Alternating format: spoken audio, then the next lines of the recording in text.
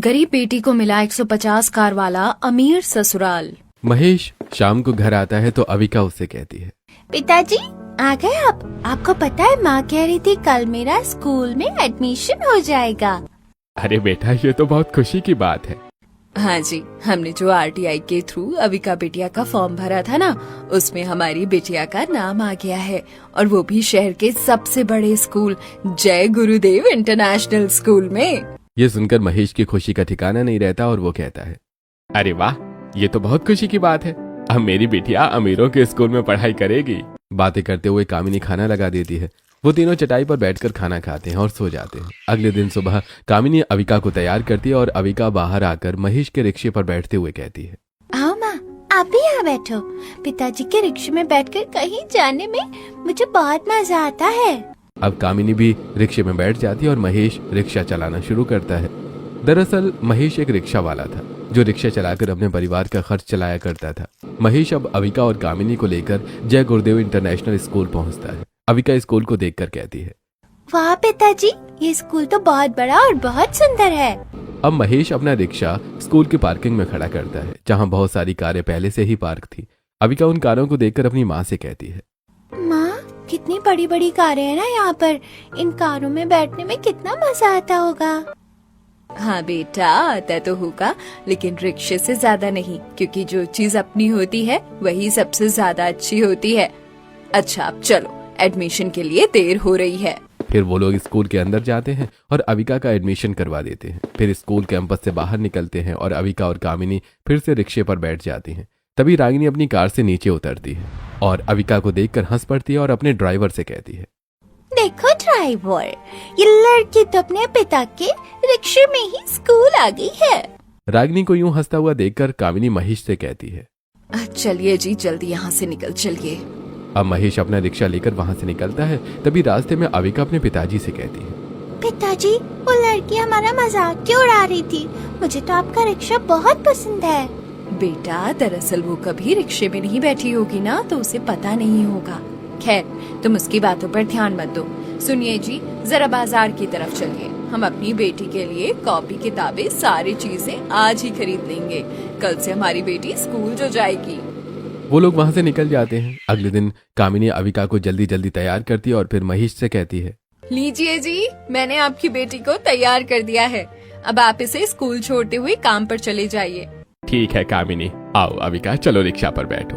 अविका खुश होकर रिक्शे पर बैठती है और कहती है, पिताजी आप मुझे इसी रिक्शे से छोड़ेंगे ना? मुझे आपके रिक्शे से स्कूल जाने में बहुत मजा आता है। हाँ हाँ मेरी प्यारी रानी बिटिया, तू क्यों चिंता करती है, मैं रोज तुझे स्कूल रिक्शे से छोड़ दूंगा। अब महेश अविका को लेकर स्कूल जाता है। जैसे ही अविका रिक्शे से उतरती है तो रागिनी अपनी कार के सामने अपनी दोस्तों के साथ खड़ी उसे देख रही थी। उसे देखते ही रागिनी उसका मजाक उड़ाते हुए कहती है, देखो देखो वो लड़की कितनी गरीब है कि रिक्शे से स्कूल आती है, हमारी तरह उसके पास कार नहीं है। रागिनी की बात सुनकर उसकी सभी सहेलियां हंसने लगती हैं। अविका को ये बात बहुत बुरी लगती है, लेकिन वो उसे नजरअंदाज करके अपनी क्लास में चली जाती है। अगले दिन जब महेश अविका को छोड़ने स्कूल जाता है तो अविका महेश से कहती है, पिताजी प्लीज आप इस रिक्शे को अंदर मत ले जाइए, वरना फिर मेरी सहेलियां मेरा मजाक उड़ाएंगी। बेटा तुम्हें दूसरों की बातों पर ध्यान नहीं देना चाहिए, मुझे अपना काम पर गर्व है और तुम्हें भी होना चाहिए। जो भी हो पिताजी, लेकिन जब मेरे दोस्त मुझे रिक्शे वाले की बेटी कहकर मेरा मजाक उड़ाते हैं तो मुझे वो बिल्कुल अच्छा नहीं लगता, इसलिए प्लीज आप अपना रिक्शा यहीं खड़ा कर दीजिए। महेश अविका की बात मानकर रिक्शा बाहर ही खड़ा कर देता है और अविका को पैदल ही लेकर जाता है। तब रागिनी उसे देखकर मजाक उड़ाते हुए कहती है, क्या बात है अविका, आज तुम इस खटारा रिक्शे से नहीं आई, किसी कार से आई हो? कहाँ पार्क है तुम्हारी कार, जरा हमें भी तो बताना। ऐसा कहकर रागिनी अपनी सहेलियों के साथ जोर जोर से हंसने लगती है। अविका को इस बात का बहुत बुरा लगता है और वो गुस्सा होते हुए रागिनी से कहती है, रागिनी बहुत घमंड है ना तुम्हें अपनी इस बड़ी सी कार पर, देखना एक दिन मैं इससे भी बड़ी कार में घूमूंगी। ऐसे ही समय बीतता है और अब अविका जवान हो जाती है। आज अविका के कॉलेज का पहला दिन था। महेश अविका से कहता है, अविका बेटा मैं तो इधर ही जा रहा हूँ, मैं तुझे अपने रिक्शा से कॉलेज छोड़ देता हूँ। पिताजी मैं कितनी बार समझा चुकी हूँ आपको कि मुझे आपके इस रिक्शे से नहीं जाना, इसमें आते देख मेरे दोस्त मेरा मजाक उड़ाते हैं। ठीक है बेटा तू ऑटो लेकर चली जाना, ये रहे ऑटो के पैसे, तू जल्दी जा वरना पहले दिन ही कॉलेज में देर हो जाएगी। अविका जल्दी से पैसे लेकर कॉलेज के लिए निकल जाती है। वो हमेशा की तरह आज भी अपनी पहचान की लॉन्ड्री में पहुंचती है, कुछ पैसे देकर वहां से एक किराए की ड्रेस लेती है और पहनकर बाहर निकलती है। फिर अपने आप से कहती है, अच्छा हुआ कि मुझे ये लॉन्ड्री मिल गई। स्कूल में भी मैं यहीं से कपड़े रेंट पर लेकर पहनकर जाया करती थी। अगर मैं ऐसा नहीं करती तो मेरे सारे दोस्त मुझे गरीब समझकर मेरी बेइज्जती करते। मन में ऐसा सोचते हुए अविका रोड पर खड़ी ऑटो का इंतजार कर रही थी। वो देखती है कि एक लड़की बड़ी सी कार से आती है और कार पार्क करके लॉन्ड्री के अंदर जाती है। ये देखकर अविका उस कार के पास आती है, उसे छूते हुए कहती है, वाह, कितनी सुंदर कार है। काश मेरे पास भी यही कार होती। तभी वो एक ऑटो लेती है और कॉलेज पहुंच जाती है, जहां रागिनी अपने दोस्तों के साथ खड़ी थी। अविका वहां आती है तो नंदिता कहती है, यार अविका, तूने कितना स्टाइलिश ड्रेस पहना है। हाँ नंदिता, अविका की ड्रेस तो काफी स्टाइलिश है, लेकिन कार से आना तो अभी भी इसकी किस्मत पे नहीं है। देखा नहीं कैसे ऑटो लेकर आती है। तभी कॉलेज की बेल बज जाती है और सभी लोग अपनी अपनी क्लास में चले जाते हैं। अविका जैसी क्लास के अंदर जाती है, रितेश की नजर अविका पर टिक जाती है। वो मन ही मन सोचता है, कितनी सुंदर और मासूम लग रही है ये लड़की, पूरे कॉलेज में सबसे अलग। अविका रितेश के बगल वाली डेस्क पर बैठ जाती है। रितेश का ध्यान हर समय अविका पर ही रहता है। क्लास खत्म होने के बाद अविका स्कूल के गार्डन में बैठकर बुक पढ़ रही थी। बगल वाली बेंच पर बैठी नंदिता रागिनी से कहती है, तूने देखा रागिनी, आज रितेश फिर एक नई कार से आया था। कितनी सारी कार्स हैं उसके पास। हर दिन वो कपड़ों की तरह कार बदलता है, दिखता भी बहुत स्मार्ट है। हाँ यार, मैं तो कब से उसे प्रपोज करना चाहती हूँ, लेकिन वो मेरी तरफ देखता ही नहीं। अविका ये बात सुन लेती है और फिर वापस अपनी पढ़ाई में लग जाती है। ऐसे दिन बीत रहे थे, जहाँ एक तरफ रागिनी रितेश को पसंद करने लगी थी, वहीं रितेश अविका को पसंद करने लगा था।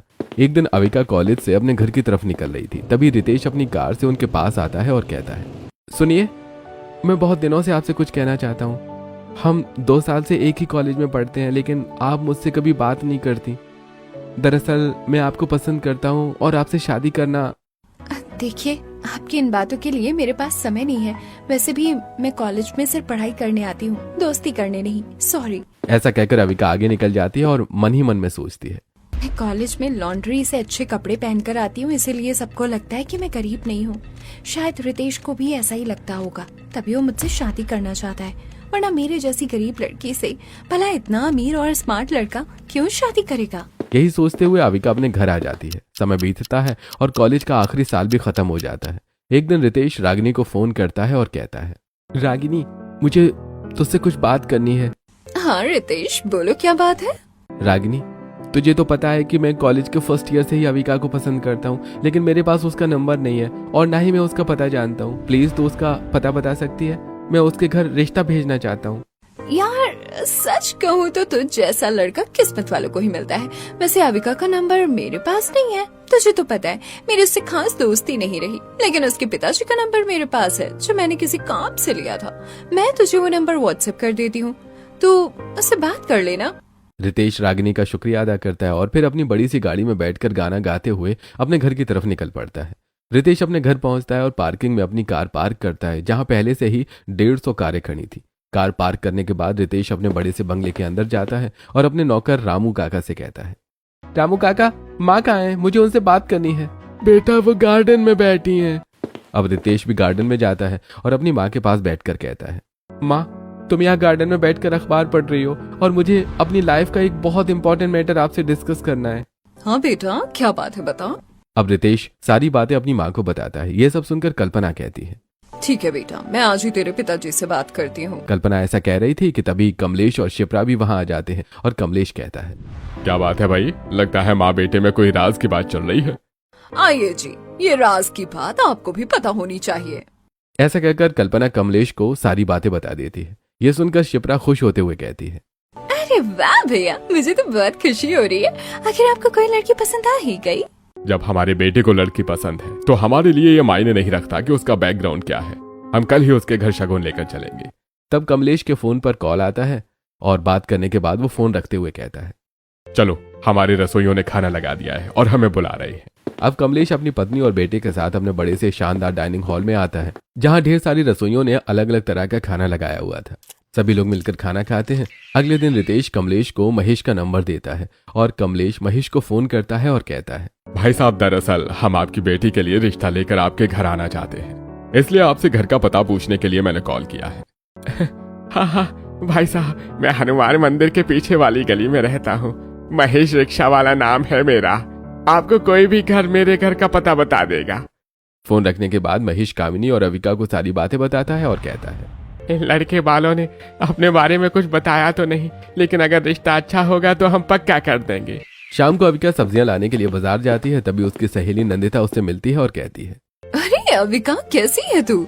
जब से कॉलेज बंद हुआ तब से तेरी कोई खबर ही नहीं। शादी कर ली क्या तूने?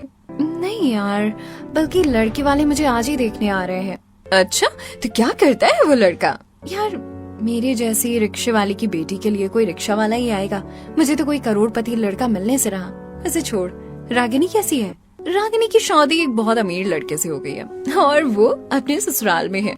बातें करने के बाद अविका अपने घर वापस आ जाती है। अगले दिन कमलेश अपने परिवार वालों के साथ अपनी बड़ी सी शानदार कार से होने वाली बहू के लिए ढेर सारा शगुन लेकर निकल पड़ता है। जल्दी ही वो लोग महेश के बताए हुए पते पर पहुंच जाते हैं। कार पार्क करके शगुन अपने हाथों में लेकर सभी अविका के घर पहुंचते हैं। अविका की माँ उन्हें देखकर कहती है, आइए आइए, मुझे अविका के पिताजी ने बता दिया था कि आप लोग रिश्ता लेकर आ रहे हैं। रितेश, महेश, कल्पना और शिप्रा सभी लोग वहां बिछी चटाई पर बैठ जाते हैं। तभी अविका रसोई से रितेश को झांक कर देखती है और चौंक जाती है। फिर अपने आप से कहती है, इसका मतलब रितेश ही रिश्ता लेकर आया है मेरे लिए?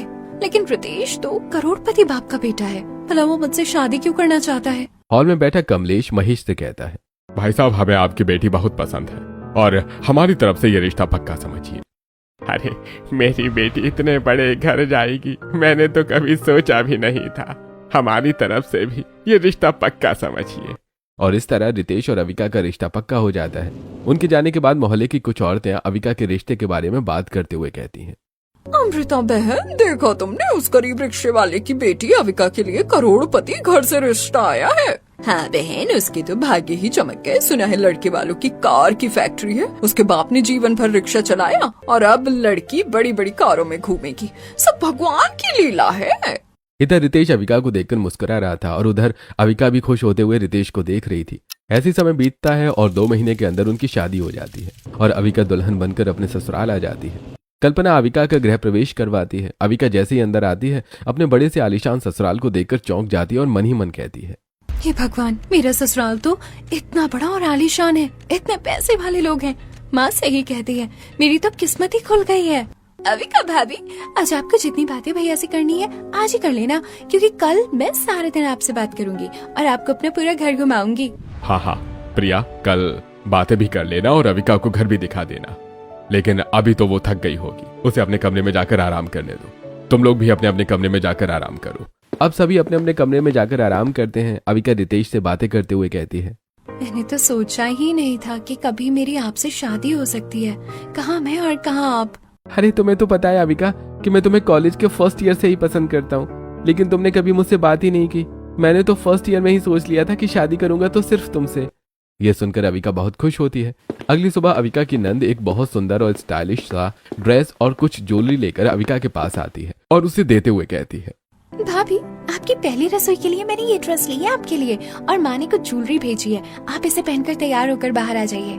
शिप्रा अविका को ड्रेस और ज्वेलरी देकर वहाँ से चली जाती है। तब अविका उस ड्रेस को देखते हुए सोचती है, मैंने तो हमेशा सुंदर ड्रेस किराए पर लेकर ही पहनी थी, लेकिन आज मुझे अपनी इतनी महंगी और सुंदर ड्रेस पहनने के लिए मिल रही है। अविका ड्रेस और ज्वेलरी पहनकर तैयार होती है और बाहर आती है। तब उसकी सास उससे कहती है, आओ आओ अविका बहू, आज तुम्हारे ससुराल में पहला दिन है। वैसे तो हमारे घर में खाना बनाने के लिए ढेर सारे रसोइयाँ हैं, लेकिन तुम अपने हाथों से रसोई में जाकर मीठा बना लो ताकि तुम्हारी पहली रसोई की रस्म पूरी हो जाए। जी माँ जी, मैं अभी बना लेती हूँ। चलिए भाभी, मैं भी आपके साथ किचन में आपकी मदद करती हूँ। प्रिया और अविका दोनों किचन में जाती हैं। प्रिया वहाँ खड़े शेफ को हटने के लिए कहती है। उसके बाद अविका को हलवा बनाने का सारा सामान देती है। अविका हलवा बनाना शुरू करती है। तब प्रिया उससे कहती है, पता है भाभी, मुझे हमेशा ऐसा लगता था कि इतने बड़े घर में मेरी कोई दोस्त होनी चाहिए थी जो मेरे साथ टाइम स्पेंड कर सके। अब आप आ गई हो ना, हम दोनों मिलकर खूब सारी बातें करेंगे। और हाँ, एक बात और, मुझे कार ड्राइविंग का बहुत शौक है। मैं आपको भी कार चलाना सिखा दूंगी, फिर हम दोनों मिलकर कार चलाएंगे। अविका प्रिया की बात सुनकर मुस्कुरा देती है और मन ही मन सोचती है, कार चलाना तो मेरे जीवन भर का सपना है जो आज तक पूरा नहीं हुआ, शायद ससुराल में पूरा हो जाए। यही सोचते हुए अविका सूजी का हलवा बना लेती है। सभी लोग डाइनिंग पर बैठ जाते हैं। अविका सभी को सूजी का हलवा सर्व करती है। हलवा खाकर सभी अविका की बहुत तारीफ करते हैं। कमलेश कहते हैं, बहू हलवा तुमने बहुत सचमुच में अच्छा बनाया है। हलवा खाने के बाद कल्पना और रितेश एक एक कार की चाबी अविका को देते हुए कहते हैं, अविका, ये एक लैम्बोर्गिनी की और ये एक BMW की चाबी है। ये दोनों कारें हम दोनों की तरफ से गिफ्ट हैं। उनकी बातें सुनकर अविका बहुत खुश हो जाती है। वो चाबी ले लेती है। तभी कमलेश कहते हैं, अविका बहू मेरी तरफ से तुम्हारा सरप्राइज गिफ्ट बाकी है। हमारी घर में ये रस्म है कि हफ्ते बाद जब बहू अपने मायके पग फेरे के लिए जाती है तब ससुर उसे तोहफा देता है और मैं भी तुम्हें उसी दिन तोहफा दूंगा। ये सुनकर अविका बहुत खुश होती है। फिर प्रिया अविका से कहती है, चलिए अविका भाभी, अब मैं आपको अपना घर घुमाती हूँ। प्रिया अविका को अपना आलीशान बड़ा सा बंगला घुमाना शुरू करती है। वो बड़े बड़े हॉल में लेकर जाती है। फिर आगे बढ़ते हुए उसे पूरा घर दिखाती है। उसके बाद वो बाहर गार्डन भी दिखाती है और उंगली से इशारा करते हुए कहती है, देखो भाभी, हमारा घर इतना बड़ा है कि हम सिर्फ नीचे का ही माला यूज कर पाते हैं। ऊपर के सारे कमरे खाली पड़े हैं। और आपको पता है, सामने जो बिल्डिंग दिखाई दे रही है वो हमारे घर की गाड़ियों का गैराज है। चलो मैं आपको वो भी दिखाती हूँ। प्रिया अविका को लेकर अपने घर की गाड़ियों के गैराज में जाती है, जहाँ पर ढेर सारी कारें पार्क थीं। उन कारों को दिखाकर प्रिया अविका को बताती है, अविका भाभी, ये 150 कारें हमारी हैं, इंडिया और आउट ऑफ इंडिया की। हर महंगी कार यहाँ खड़ी है। और वो देखिए, वो 2 नई कारें हैं जो आज आपको माँ और भैया ने गिफ्ट की है। और पता है भाभी, इन कारों की कलेक्शन हमेशा बदलते रहते हैं। जो सबसे नया मॉडल कहीं भी आता है वो भैया और पिताजी घर ले आते हैं। और इनमें से काफी सारे मॉडल तो हमारी फैक्ट्री में ही बनते हैं। ये सुनकर अविका हैरान रह जाती है और कहती है, हमारी फैक्ट्री में बनते हैं? मतलब हमारी कारों की फैक्ट्री है? हाँ भाभी, हमारी फैक्ट्री में कार की मैन्युफैक्चरिंग होती है। प्रिया अविका को गैराज के अलावा और भी अलग अलग जगह पर घुमाती है और वो लोग वापस आ जाते हैं। तब तक खाना लग चुका था और सभी लोग खाना खाने बैठ चुके थे। कल्पना कहती है, आओ आओ अविका बहू, हमारे साथ बैठकर खाना खाओ। कल से तुम अपनी भी पसंद हमारे शेफ को बता देना ताकि वो तुम्हारी पसंद का भी खाना बना दे। अविका अपनी नंद के साथ डाइनिंग टेबल पर आती है तो देखती है कि ढेर सारे शेफ ने अलग अलग तरह का खाना वहां लगाया हुआ था। अविका अपने ससुराल वालों के साथ बैठकर खाना खाती है और खाते हुए मन ही मन सोचती है, इतनी तरह के डिशेस तो मैंने अपनी जिंदगी में कभी नहीं खाए हैं। लेकिन ये तो तब की बात है ना, जब मैं गरीब थी। अब तो मैं करोड़पति हो गई हूँ। अब तो मेरे जीवन में सब कुछ बदल जाएगा। अगले दिन कामिनी अविका को फोन करती है और कहती है, अविका बेटा, कैसी है? तूने अपने ससुराल जाने की बात फोन पर भी नहीं बताई। हमें तेरी चिंता हो रही थी। मम्मी, मैं बहुत अच्छी हूँ। मेरे ससुराल वाले तो करोड़पति हैं। इतना बड़ा घर है उनका और इतनी सारी कार है उनके पास। मेरी सास और मेरे पति ने तो मुझे इतनी महंगी कार गिफ्ट की है। ये तो बहुत खुशी की बात है बेटा। तेरा तो हमेशा से ही कार चलाने का सपना था, भगवान ने उसे पूरा कर दिया। वैसे तेरे बाबूजी कह रहे थे कि हमें तेरी याद आ रही है, तो क्या हम तुझसे मिलने आ जाएं? नहीं नहीं माँ, प्लीज आप मत आओ। आप लोग पुराने कपड़े पहनोगे और रिक्शा में आओगे, मुझे अच्छा नहीं लगेगा। ऐसे ही धीरे धीरे अविका की शादी को एक हफ्ता बीत जाता है। एक दिन रितेश अविका से कहता है, अविका जल्दी से तैयार हो जाओ, आज हमें फैक्ट्री जाना है। मम्मी और पापा तुम्हारा इंतजार कर रहे हैं। अब अविका एक बहुत सुंदर सा 1 पीस पहनकर तैयार हो जाती है और फिर अविका के ससुराल वाले उसे अपनी कार की फैक्ट्री में ले जाते हैं, जहाँ ढेर सारे मजदूर काम कर रहे थे। मजदूर अविका को देखकर झुककर प्रणाम करते हैं। उसके बाद कमलेश कुछ पेपर्स अविका को देते हुए कहते हैं, अविका, ये रहे पेपर्स। आज से तुम इस फैक्ट्री की मैनेजर हो। आज से ये सब तुम्हें ही संभालना है। ये सुनकर अविका बहुत खुश हो जाती है और कहती है, पिताजी, आपने मुझे इस लायक समझा। मुझे इस बात की बहुत खुशी हुई। आप चिंता मत कीजिए, मैं सब कुछ अच्छी तरह संभालूंगी। इसके बाद अविका अपने पति के साथ अपने मायके आती है। इतनी बड़ी गाड़ी से घर आते देखकर मोहल्ले वाले बहुत हैरान हो जाते हैं। जैसे ही अविका अपनी कार से नीचे उतरती है तभी पुष्पा और सविता अविका के पास आती हैं और कहती हैं, कैसी है अविका, तू इतनी बड़ी कार में आई है और साथ में दामाद जी भी आए हैं। बिल्कुल राधा किशन की जोड़ी लग रही है तुम दोनों की। ये तो बड़ी खुशी की बात है। तेरे तो भाग चमक गए। सुनिए जी, आप अंदर जाइए, मैं थोड़ी देर में आती हूँ। ऐसा कहकर अविका रितेश को अंदर जाने के लिए कह देती है और इतराते हुए अपने पड़ोसियों से कहती है, हाँ चाची, आपने सही कहा। वैसे मेरे भाग तो अच्छे होंगे ना, मैं लाखों में एक जो हूँ। और वैसे भी अब मैं पहले वाली गरीब अविका नहीं रही। मेरे पास इतना समय नहीं है कि मैं आप लोगों से बात करूं। बहुत सारे काम है मुझे, इसलिए मैं चलती हूँ। अविका ऐसा कहकर वहाँ से चली जाती है। तब सविता पुष्पा से कहती है, देख रही हो पुष्पा बहन, अविका को कितना घमंड आ गया है। हाँ बहन, लेकिन अविका को ये नहीं पता कि घमंड किसी का नहीं चलता। समय हर घमंडी को उसका सबक सिखा ही देता है। इधर अविका अपनी माँ के पास आती है और उन्हें गले लगाकर कहती है, माँ, पिताजी, मेरे तो सारे सपने पूरे हो गए। मेरे ससुराल वाले सचमुच बहुत अच्छे हैं। ससुर जी ने तो आज मुझे फैक्ट्री का मैनेजर भी बना दिया। अब तो मैं प्रोफेशनल भी हो गई हूँ। हाँ बेटा, ये तो बहुत खुशी की बात है कि तुझे रितेश जैसा जीवन साथी मिला जिसने तेरा भाग्य ही बदल दिया। काफी देर बातें करने के बाद अविका अपने घर वापस आ जाती है। अगले दिन रितेश सुबह सुबह अविका से कहता है, चलो जल्दी से तैयार हो जाओ, आज से मैं तुम्हें कार चलाना सिखाऊंगा ताकि तुम खुद ही कार चलाकर अपनी फैक्ट्री जा सको। क्या सचमुच? ये तो बहुत खुशी की बात है। पता है रितेश, मैं जब भी किसी को कार चलाते देखती थी ना, तो मैं हमेशा सपना देखती थी कि एक दिन मैं भी कार चलाऊंगी, एक दिन मेरे पास भी कार होगी। आज मेरा सपना पूरा होने जा रहा है। मेरे पास कार भी है और आज से मैं कार चलाना भी सीख जाऊंगी। तुम रुको, मैं भी तैयार होकर आती हूँ। ऐसा कहकर अविका तैयार हो जाती है और रितेश ग्राउंड में ले जाकर उसे कार चलाना सिखा देता है। अगले दिन से अविका अपनी कार से फैक्ट्री जाना शुरू कर देती है। ऐसे कुछ दिन बीत जाते हैं। एक दिन अविका फैक्ट्री पहुंचती है तो देखती है कि रमन काम पर लेट आया है। अविका उसे डांटते हुए कहती है, क्या बात है रमन, तुम इतनी लेट कैसे हो गए? अरे माफ करना मालकिन, आज मेरी माँ की तबीयत खराब हो गई थी, इसलिए मैं उन्हें डॉक्टर के पास ले गया था। बस इसी वजह से देर हो गई। तुम्हारी माँ की तबीयत तुम्हारी जिम्मेदारी है, उससे हमारा कोई लेना देना नहीं है। तुम्हें फैक्ट्री में काम करना है तो समय पर आना होगा। माफ करना मालकिन, मैं अगली बार समय पर ही आऊंगा। अविका सब कुछ चेक करके वहां से चली जाती है। ऐसे कुछ दिन और बीत जाते हैं। एक दिन अविका देखती है कि माधव काम नहीं कर रहा है और एक तरफ चुपचाप बैठा है। अविका माधव को डांटते हुए कहती है, माधव, ये क्या है? तुम यहाँ चुपचाप क्यों बैठे हो? काम क्यों नहीं कर रहे? दरअसल मैम साहब, माधव को चक्कर आ गया था, उसकी तबीयत ठीक नहीं है, आप उसे आज छुट्टी दे दीजिए। ये सब बहाने यहाँ नहीं चलेंगे। थोड़ी देर आराम करो और फिर काम में लग जाओ। हमें अगले महीने कार की डिलीवरी देनी है, हमें लेट नहीं होना है। मुझे अपने बिजनेस को और ऊंचाइयों तक पहुँचाना है। अविका बिजनेस तो बहुत अच्छी तरह से संभाल रही थी और प्रॉफिट भी बहुत ज्यादा हो रहा था, लेकिन उसके मन में घमंड बढ़ता जा रहा था और उसकी नजरों में गरीबों की कोई इज्जत नहीं थी। एक दिन फैक्ट्री में सभी मजदूर अविका के बारे में बातें करते हुए कहते हैं, अरे यार, हमारे मालिक कितने अच्छे हैं ना, वो गरीबों के साथ कितनी दया दिखाते हैं, लेकिन ये नई मालकिन कितनी घमंडी है, किसी की समस्या ही नहीं समझती, बस डांटती रहती हैं। धीरे धीरे मजदूरों की बात कमलेश तक भी पहुंची। कमलेश ये सारी बातें सुनकर मन ही मन सोचते हैं, मेरी बहू जरूरत से ज्यादा ही घमंडी हो गई है, ये बात अच्छी नहीं है। ऐसे कुछ समय और बीत जाता है। एक दिन अविका फैक्ट्री से वापस आ रही थी, तभी अचानक उसे ऑटो से उतरते हुए रागिनी दिखाई देती है। अविका तुरंत कार पार्क करती है और रागिनी से कहती है, क्या बात है रागिनी, आज तू ऑटो से आ रही है? तेरे पास तो इतनी सारी गाड़ियाँ थी ना, फिर तुझे ऑटो की क्या जरूरत पड़ गई? क्या बताऊँ अविका, मेरे पति का बिजनेस पूरा डूब गया और हम सड़क पर आ गए हैं। अब मैं और मेरे पति छोटी सी जॉब कर रहे हैं, इसीलिए ऑटो से आना जाना पड़ता है। अब वैसे अगर तेरे पास गाड़ियाँ भी होती तो अभी अब तो मेरी बराबरी नहीं कर सकती। कार देखिए मेरी, 150 कारों का कलेक्शन है मेरे ससुराल में और हमारी कारों की फैक्ट्री है। मैं उसकी मैनेजर हूँ। तुझे कहा था ना एक दिन मैं तुझसे भी बड़ी गाड़ियों में घूमूंगी। हाँ अविका, तू सही कह रही है, अब हमारी कोई बराबरी नहीं है, लेकिन दोस्त होने के नाते मैं तुझे एक बात जरूर कहूंगी, घमंड नहीं करना चाहिए। जिंदगी तुझे सिखाए उससे पहले खुद समझ जा, घमंड किसी चीज का अच्छा नहीं होता। अच्छा, अब मैं चलती हूँ। ऐसा कहकर रागिनी चली जाती है और अविका भी अपने घर आ जाती है। जैसे ही अविका घर आती है तो देखती है कि सभी लोग हॉल में इकट्ठा हैं और काफी टेंशन का माहौल है। अविका कहती है, माँ, पिताजी, रितेश को क्या हुआ? आप लोग इतने उदास क्यों हैं? दरअसल हमने एक बहुत बड़ा प्रोजेक्ट साइन किया था।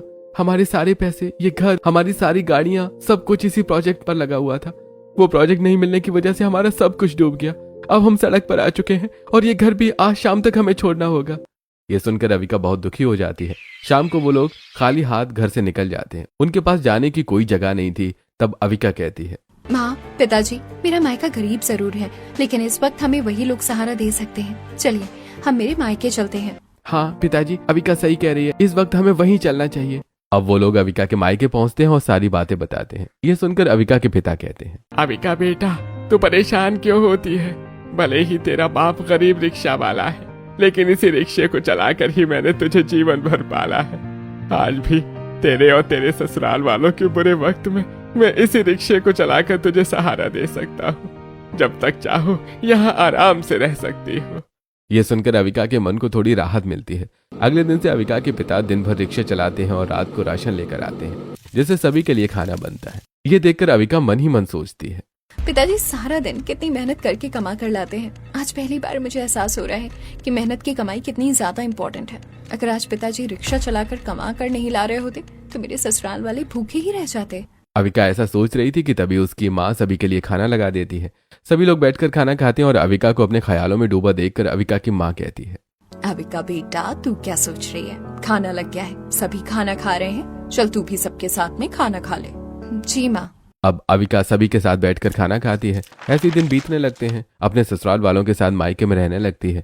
एक हफ्ता बीत चुका था और गरीबी की वजह से अविका अपने ससुराल वालों को अच्छी तरह खाना भी नहीं खिला पा रही थी और ना ही उसकी जरूरतें पूरी हो पा रही थी। एक दिन अविका रितेश से कहती है, रितेश, मुझे लगता है कि जब तक हालात ठीक नहीं हो जाते मुझे एक छोटी मोटी जॉब कर लेनी चाहिए। हाँ अविका, मैं और पिताजी भी जॉब ढूंढ रहे हैं, लेकिन इस शहर में हमें हर कोई पहचानता है। इतनी पहचान होने की वजह से मुझे और पिताजी को जॉब नहीं मिल पा रही है, पर जल्दी ही मिल जाएगी। लेकिन अगर तुम तब तक जॉब करना चाहती हो तो कर सकती हो, मुझे कोई एतराज नहीं है। लेकिन तुम इतनी मेहनत करके जॉब कर लोगी? क्यों नहीं रितेश, मेरे पिताजी इतनी मेहनत करके रिक्शा चलाते हैं, मेरी फैक्ट्री में ढेर सारी मजदूर इतनी मेहनत करके काम करते हैं, तो क्या मैं अपने परिवार के लिए मेहनत नहीं कर सकती? मैं मेहनत जरूर करूंगी और जॉब करके जब तक घर के हालात ठीक नहीं होते तब तक घर का खर्च चलाऊंगी। मुझे खुशी है अविका कि तुमने जॉब करने की सोची और तुम अपने परिवार के बारे में इतना अच्छा सोचती हो। अगले दिन अविका सभी लोगों को अपने जॉब करने के बारे में बताती है। सभी लोग खुश हो जाते हैं और अविका की सास कहती है, बहू, मुझे बहुत खुशी है कि तू अपने परिवार के लिए मेहनत करने के लिए तैयार है। भगवान ने चाहा तो सब ठीक हो जाएगा। और फिर अविका तैयार होकर जॉब ढूंढने के लिए निकल जाती है। बड़ी मेहनत के बाद उसे एक छोटी सी जॉब मिलती है। वो शाम को घर आती है और खुश होकर सभी लोगों से कहती है, माँ, पिताजी, आप सबको पता है मुझे आज जॉब मिल गई है। कल से मैं जॉब ज्वाइन कर रही हूँ। ये सुनकर सभी लोग बहुत खुश हो जाते हैं। अगले दिन से अविका जॉब ज्वाइन कर लेती है। वो सारा दिन ऑफिस में काम करती और शाम को थक कर जब घर आती तो अपनी माँ के साथ अपने ससुराल वालों के लिए खाना बनाती। ऐसे ही समय बीत रहा था। अविका पूरे 1 महीने बहुत मेहनत और ईमानदारी से काम करती है। 1 महीने बाद उसे पेमेंट मिलती है। वो पेमेंट लेकर अपने पिताजी के पास आती है और उनके हाथ में रखते हुए कहती है, पिताजी, मैंने जिंदगी में पहली बार मेहनत करके अपने पैसे कमाए हैं। तब मुझे एहसास हुआ कि आपने रिक्शा चलाकर कितनी मेहनत से मुझे पाला और मैं आपके रिक्शा चलाने को ही नीचा दिखाती रही। मैंने ये भी जाना कि गरीबों के प्रति हमारे मन में हमदर्दी होनी चाहिए, जो मेरे मन में खत्म हो चुकी थी। आप सब मुझे माफ कर दीजिए। अब मैं जीवन का असली सबक सीख चुकी हूँ। ये सुनकर अविका के ससुराल वाले बहुत खुश हो जाते हैं और उसके ससुर कहते हैं, अब क्या बेटा, तुम्हें यही समझाने के लिए हमने ये सब नाटक रचा था और 1 महीने के लिए तुम्हारे मायके में आई। ये आप क्या कह रहे हैं पिताजी? कि हमारा बिजनेस सचमुच नहीं डूबा है? क्या हम अभी भी करोड़पति हैं? हाँ अविका, दरअसल हम अभी भी करोड़पति हैं। हमारा बिजनेस बिल्कुल ठीक है, कुछ भी नहीं बिगड़ा। ये सब तो तुम्हें रास्ते पर लाने के लिए हमें करना पड़ा और इसके बारे में तुम्हारे मम्मी पापा को भी सब कुछ पता है। क्या माँ और पिताजी, आप इस बारे में सब कुछ जानते हैं? माँ आपने भी मुझे कुछ नहीं बताया। हाँ बेटा, हम सब कुछ जानते हैं। सिर्फ तुम्हें सही रास्ते पर लाने के लिए ही ये सब किया गया था। बेटा, तुम सिर्फ अब उनके परिवार की बहू नहीं बल्कि फैक्ट्री की इंचार्ज भी हो। जब तुम्हारे ससुर जी को पता चला कि तुम अपने घमंड में मजदूरों से भी अच्छा व्यवहार नहीं कर रही हो, तो उन्होंने फैसला किया कि तुम्हें सुधारना जरूरी है ताकि तुम अच्छी तरह घर और बिजनेस दोनों चला सको। और फिर उन्होंने हमें फोन किया और सारी बातें बताई। इस पर तुम्हारे पिताजी ने कहा, भाई साहब, आप बिल्कुल सही कह रहे हैं। अविका मेरी इकलौती बेटी है। वो बड़े स्कूल में पढ़ी है और मैंने बचपन से ही उसे बहुत नाज नखरे में पाला है। शायद इसीलिए वो मेहनत की कदर नहीं कर पा रही है। हम आपका साथ देने को तैयार हैं। आप यहाँ आ जाइए। मुझे विश्वास है कि आपके बताए गए तरीके पर चलकर हम अविका को हमेशा के लिए बदल सकते हैं और उसे मेहनत की कदर भी समझा सकते हैं। और फिर क्या हुआ? ये सब कुछ तुम अच्छी तरह जानती हो। आप सही कहती हो माँ, मुझे अपने जीवन में बहुत कुछ सीखना बाकी था। पिताजी, आपका बहुत बहुत शुक्रिया कि आप लोगों ने मुझे ये सब सिखाने के लिए इतनी बड़ी कुर्बानी दी। लेकिन अब मैं सब कुछ समझ चुकी हूँ। मैं आज के बाद आपसे वादा करती हूँ कि आपको मुझसे कभी भी शिकायत नहीं मिलेगी और मैं हमेशा ही मेहनत से कमाए हुए पैसों और लोगों की भावनाओं की इज्जत करूंगी। ये सुनकर अविका के ससुराल वाले बहुत खुश हो जाते हैं और अविका को अपनी गलती का एहसास हो चुका था। अब वो कभी भी घमंड न करने के वादा करती है और अपने ससुराल वालों के साथ अपने बड़े से घर में लौट जाती है और खुशी खुशी अपना जीवन गुजारती है।